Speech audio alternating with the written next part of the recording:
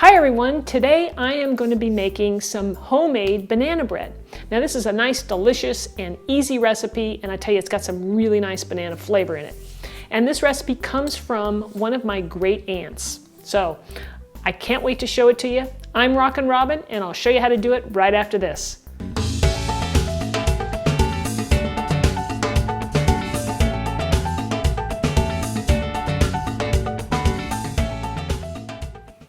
So before I go over the ingredients in this recipe, I want to mention that the bananas are super important in this recipe, and you want to use really ripe ones. I've got 2 bunches of bananas right here. One is perfectly ripe to eat right now, and then my second pile here on my left are bananas that have a lot of brown spots, and that's what you're looking for. So either set them out and let them get really, really ripe so that they bring out the sweetness and the most banana flavor for your banana bread. So that's what you want to use, all right? So now let's go over our ingredients. So here's what we need for our recipe.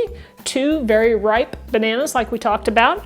I've got some flour, 1 egg, some baking soda.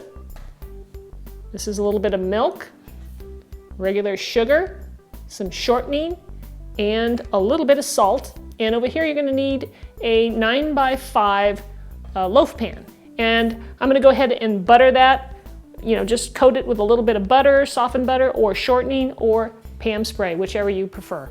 So the first thing we're going to do is cream our shortening and sugar together. So we're going to put that in the mixing bowl here.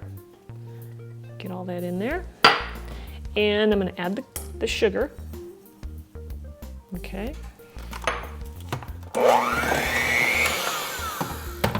Now that we have the shortening and the sugar creamed together, we want to add our egg. And now before you add the egg, you want to go ahead and beat it so that it's already mixed. And then add it to the dish. Okay, now first, before I turn on the mixer again, I'm going to go ahead and stir it just so it doesn't splash. Get it incorporated a little bit. Once we get the egg mixed in, now we're going to add the milk. So we'll pour that in, give it a stir first because otherwise it's going to splatter. So I'm going to stir that in a little bit. And then we're just going to mix it with the beater to incorporate. Now we're ready to add the banana. So I'm going to go ahead and peel my bananas. Now if you have one and you open it up and you find out it's really bruised and looking really horrible, of course, I would throw that part out and get another one. So I'm going to take the bananas, just place them in the bowl. These look decent on the inside. And we're going to mash this up. So we want the banana to be nice and mashed up so that it's turning into almost a liquid. All right, just like that. So I'll pour in the banana. Get every little last drop in there. And I'm going to stir this up. I'm going to give it one little beating here, a little bit more mixed through with the beaters. Now all we have to do is I'm going to take my bowl, probably should use a little bigger bowl, but we'll work it out. I'm going to add the baking soda to the flour and a pinch of salt, just for a little extra flavor there. Stir it around a little bit, and now I'm just going to add this to my mixture and stir it up. Okay, so I'm going to put about 1/3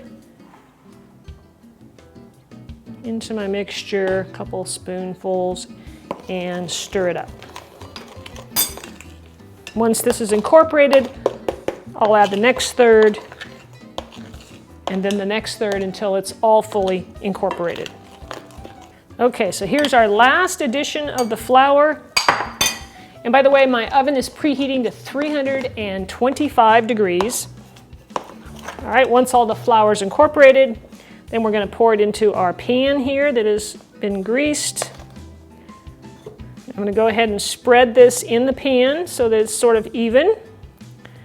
And I'm going to pop it in the oven. And I'm going to check it in about 50 minutes. It'll be somewhere between 50 minutes and an hour to cook at 325. So in the oven we go. So I took the banana bread out of the oven. It took about 65 minutes. And what you want to do is the toothpick test to make sure that it's done. And so you just take your toothpick, stick it in there. If it comes out clean, you know it's done. All right, and then you want to let it sit out here on a rack to cool for, a good 10-15 minutes before you cut into it. And I tell you, it smells amazing in here. So I'm going to go ahead and try and slice a piece here. All right, I'm going to place it on there just like that. And I like mine with a little butter. So I'm going to place some butter on top. And then I'm going to let that melt a little bit. So guys, I hope you enjoyed this recipe. Oh, it smells so darn good. My great aunt really knows how to make some banana bread. And if you wanted to add some walnuts to this, by all means, you could add, say, a half a cup, 3/4 of a cup of chopped walnuts to the batter. It'd be great. I like mine without the nuts, so do it if you like. Anyway, if you enjoyed this recipe, feel free to share it on Facebook or any other social media that you like to use. I really appreciate that. And also, don't forget to click that button up there if you're not a subscriber yet, because I come out with new videos all the time.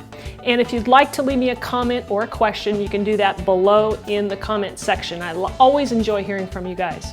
So that's it for today. Thanks again, and we'll see you in the next video.